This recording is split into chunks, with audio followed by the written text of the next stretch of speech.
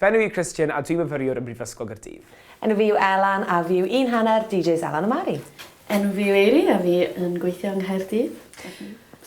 Enw fi di Mari a dwi'n hanner arall o DJs Elan a Mari. Enw fi yw Gwion a fi yn un hanner o y band electronic Ruffian. Partner fi ddim yma. Ond anyway, byw, ni eisiau... Okay, so y pwnc nesaf ni yw... Oes angen i fwy o Fandiau Cymraeg ganu yn Saesneg hefyd mwyn apelio at fwy o bobl. Gen i 5 munud yn dechrau nawr. Beth yw dy farn chi? Wel, i fod yn onest, fel mae'n dibynnu, mae mor anodd y cwestiwn yma, achos, ti'n gwybod, go on, fi ddim yn gwybod. Okay, mae'n dibynnu, fel, speaking from experience, okay, ni'n neud 500 Cymraeg a wedyn ni'n wyddau'n Saesneg, cos ni'n gwybod bod pobl yng Nghymru yn mynd i fallu gwrando o stwff ni a dyna lle mae audience ni. Un peth gyda Ows Gwynedd, mae fe jyst yn canu Gymraeg, ond mae fe hefyd yn gallu canu Saesneg ar y covers o stwff. A dyna, mae'n dibynnu bwy tag audience ti. Ond hefyd, Super fairies. mae o fyny i gael barn pwy bynnag sydd yn y band di neu pwy bynnag yw'r artist.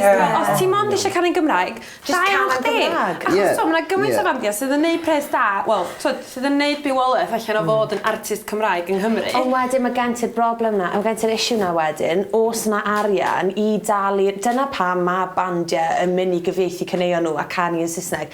Yw achos, does dim arian yna i gynnal gigs, does dim arian i dalu'r bandiau yma. Fel, ni'n redeg noson yn Clwb Ifor Bach, ni'n lwcus iawn, dyn ni gallu cael bandiau mewn i wario yn twrw a pethau, ond dyw pob un tre, pentre, gyda'r luxury yna o venue amazing a arian i dalu'r bandiau. Dwi'n ffynd o'r cwestiwn yma rili anodd, oherwydd mae mesur fel beth yw apel a beth yw llwyddiant yn anffodus. Fel, yn wedi gyda y drama hefyd, ni'n mesur llwyddiant band ar faint o apel ni'n derbyn gan y gynulleidfa Saesneg. A really, dylswn ni fod yn edrych ar merid pethau mewn termau artistaidd yn lle.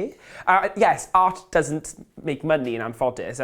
Y cyntafyn drefn ni'n wneud yw success is money, ond na, dylswn ni'n mynd edrych ar beth yw gwerth celfyddyd yn ei hun. Fi'n meddwl bod y syniad o bod angen i fwy o fandiau troi at Saesneg. Mae hwnna'n rhyw fath o pwy chi eisiau pleso o fewn Cymru pan bod angen ei hynna. O'n i bai bod ti eisiau plesio pobl o draws y ffin.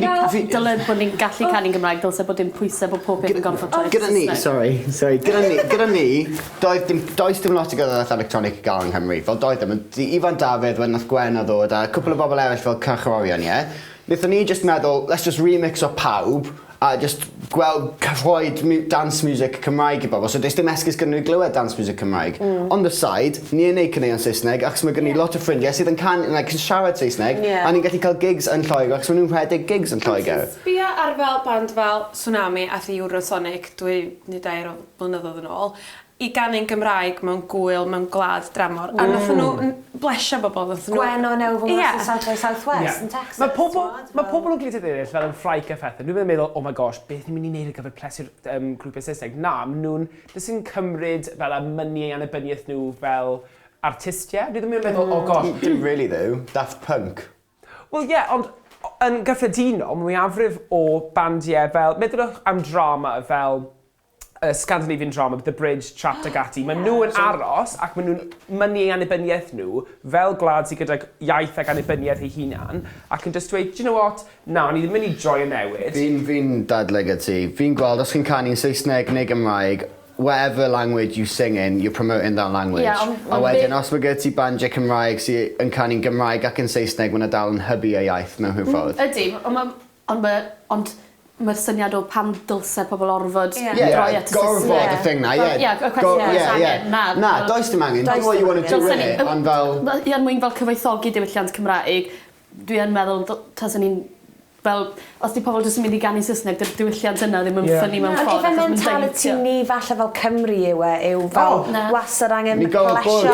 Mentality Cymru fel, di pobl ddim yn mynd i wrando ni achos bod ni'n canu neu'n siarad Cymraeg, well i fi wneud fersiwn Saesneg. Ife hwnna just mentality Cymru. Bod yn newidiol i'r diwylliant. Nath Ifan Dafydd, nath y blow o lan gan wneud y remix na o Amy Winehouse. A wedyn, oedd e fel, fi'n Gymraeg, na i just wneud can Cymraeg hefyd. A wedyn, ti'n gwybod be fel, like, do whatever you want, dim rhaid i chi wneud e. A hefyd, meddylwch am y llwyddiant o pobl o Gymru sydd actually yn wedi gwneud llwyddiant nhw o bod yn Cymru yn canu'n Saesneg hefyd. A mae hwnna'n gret, mae'n rhan o diwylliant ni hefyd, a dydyn ni dathlu hynny. Dyle fe byth bod yn broblem, achos ar diwedd y dydd ni'n ddwyieithog. Mae dyn ni'r luxury bod ni gallu siarad. Mae rai ohono ni gallu siarad hynny mwy o ieithoedd.